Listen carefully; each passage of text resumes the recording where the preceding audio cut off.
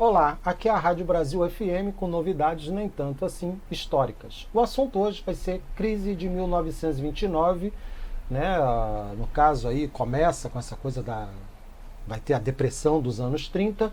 E o interessante é porque esse assunto ele se tornou ainda mais importante após a crise de 2008, né, quando as economias em várias partes do mundo passaram por sérios problemas, principalmente a economia norte-americana, que entrou num período de profunda recessão. Né? E aí muita gente voltou a sua atenção justamente à crise de 29, para primeiro entender as causas não apenas da crise de 2008, mas também os mecanismos utilizados, que poderiam ser utilizados pelos governos para salvar suas respectivas economias. Então vamos fazer essa viagem pela crise de 29 e aí entender um pouco mais sobre ela. Mantendo a nossa lógica a respeito dos acontecimentos históricos, então, como todos, temos uns antecedentes ou as causas desses acontecimentos. Os Estados Unidos passaram por um processo de extremo crescimento econômico, né? Um crescimento caracterizado pelo aumento significativo da produção industrial e também um aumento do consumo. Mas por que isso?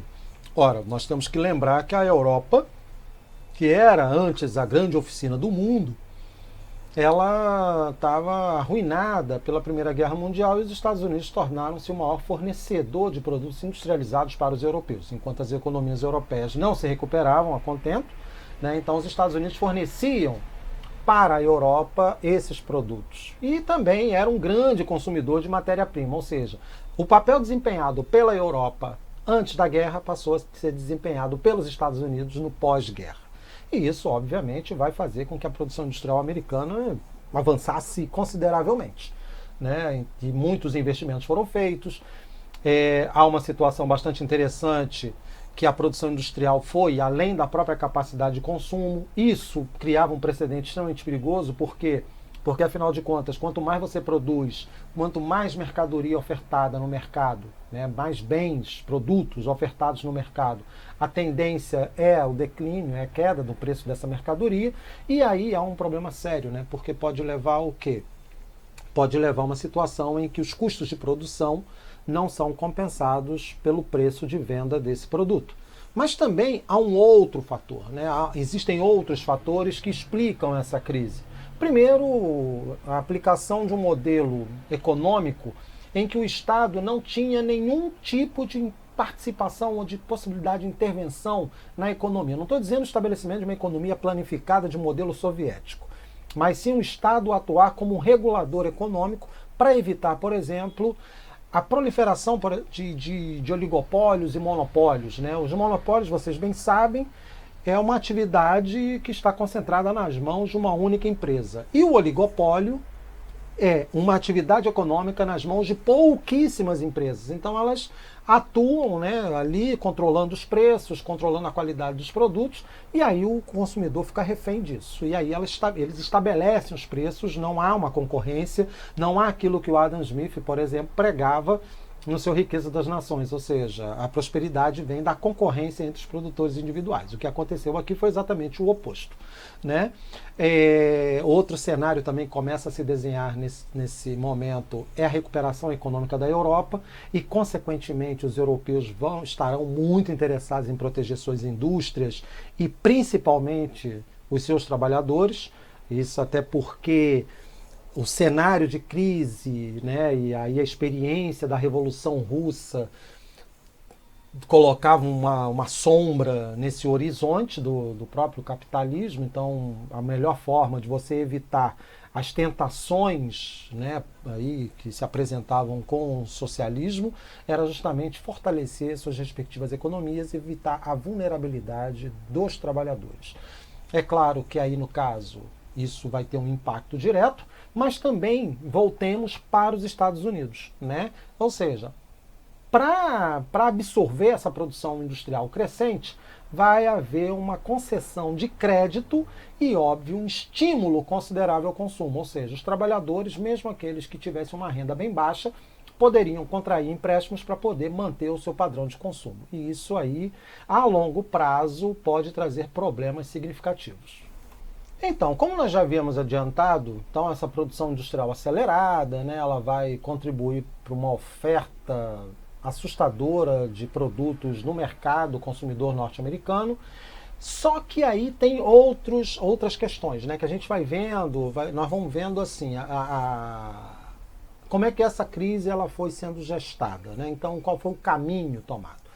Primeira coisa, né? Então, curiosamente, até os países europeus e os próprios Estados Unidos durante um bom tempo adotaram uma política para justamente evitar o que aconteceu, uma concentração de renda. Ou seja, como vocês podem ver, 5% da população detinha 1/3 da renda gerada pelo país. Isso é uma concentração de renda absurda, significa que muitos americanos, né, muitos estadunidenses, estavam no limiar da pobreza ou mesmo da miséria.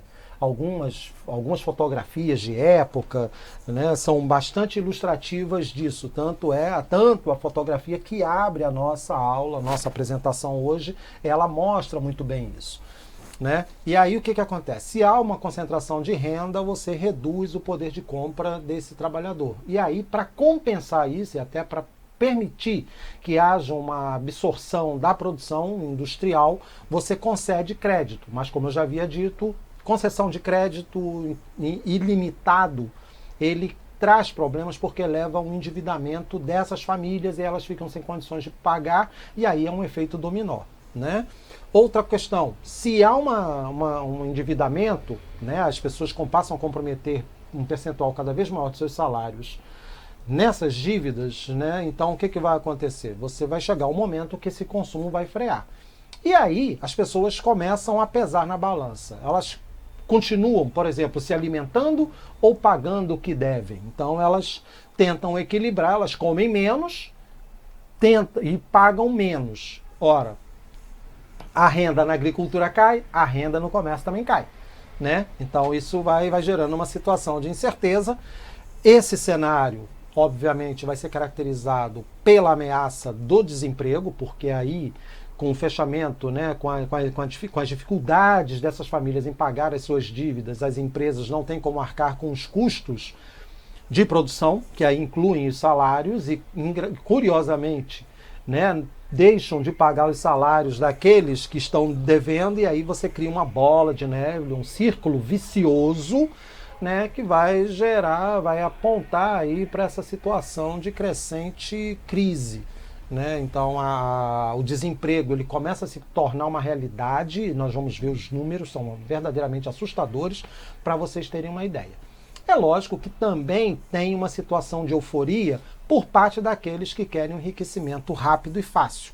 Como não existiam leis que regulavam as relações nas bolsas de valores, muitos indivíduos passaram a especular. Especular de que maneira? Né? O ganho na bolsa de valores, e aí nós já tivemos um filme semelhante no Brasil com o encilhamento, né? O ganho na bolsa de valores trazia lucros imediatos para aqueles que especulavam. Só que o valor das ações era um valor artificializado. E aí vem o problema. Por quê? Porque vai chegar um momento, alguém vai fazer a pergunta. Tá, e aí realmente vale? Quando isso acontece, meus caros, você tem uma debandada geral, as pessoas correm para vender as suas ações, então como você abarrota o mercado com ações em oferta, o normal, o que acontece o quê? O preço dessas ações desabe. E muita gente pegou as suas parcas economias, investiu no mercado de ações para poder ter um lucro imediato com valorização dessas ações. Mas aí a gente vai ver mais coisas sobre essa crise. Aí vamos, né? Nós tivemos lá a chamada Quinta-feira Negra, dia 24 de outubro de 1929, né? Eu já ia falar 2029, pelo amor de Deus, livre-me disso. Né? Mas a crise de 1929, então assim, olha os dados que nós temos aqui. O aumento do desemprego, vocês estão vendo, o número foi assustador, né? 1933, por que 33? Porque 33 é o ano que Franklin Delano Roosevelt assume a presidência dos Estados Unidos e implementa o New Deal. Então daí para frente há uma tendência de decréscimo no índice de desemprego nos Estados Unidos. Então a produção industrial vai cair assustadoramente, então um recuo absurdo, né, de quase 50%, número exato 38%. Consequentemente, você vai ter uma queda nas importações, então os Estados Unidos param de comprar. O Brasil é um dos países que vai sofrer muito com isso. Né? Os países que exportavam matéria-prima para os Estados Unidos vão sofrer com essa desaceleração econômica, então também enfrentarão situações de crise. Né? Calculou-se em mais de 32 milhões de indivíduos desempregados no mundo. É um número também assustador, porque é nesse contexto que emergem as críticas ao modelo do livre mercado, e aí por parte dos socialistas, e para piorar, a crítica ao liberalismo político, ou seja, a democracia, que é aí que vai fomentar a elevação, o surgimento, né? Já estavam presentes, mas que vão turbinar, por exemplo, as vitórias políticas de movimentos de extrema-direita na Europa. O fascismo italiano já estava no poder desde 1922, mas, infelizmente, a crise de 29 foi o melhor cabo eleitoral de Adolf Hitler para as eleições legislativas de 1932, que deu a ele a maioria das cadeiras no Reichstag. Ele assume, né, em 1933, e aí nós sabemos o resultado disso. Mas isso aí é muito importante. Por quê? Porque vai ser o elemento principal para a compreensão desse movimento. E aí, galera? E aí, dando prosseguimento, né, para a compreensão desse acontecimento, que é a crise de 29, a recessão, então nós continuamos para perceber quais rumos tomados pelos Estados Unidos para corrigir ou acabar com essa situação. Né? Então, aí, como o nosso foco são os Estados Unidos, então ficaremos, obviamente, centrados nos Estados Unidos. O primeiro passo, obviamente, né, o Herbert Hoover não foi capaz de tomar as atitudes necessárias para corrigir a rota, ele ficou meio sem ação. Aí quem assume, né, o presidente Franklin Delano Roosevelt, que governaria curiosamente até 1945. Ele vai ser o único presidente na história dos Estados Unidos a ter 3 reeleições. Né? Mas isso aí é um outro assunto.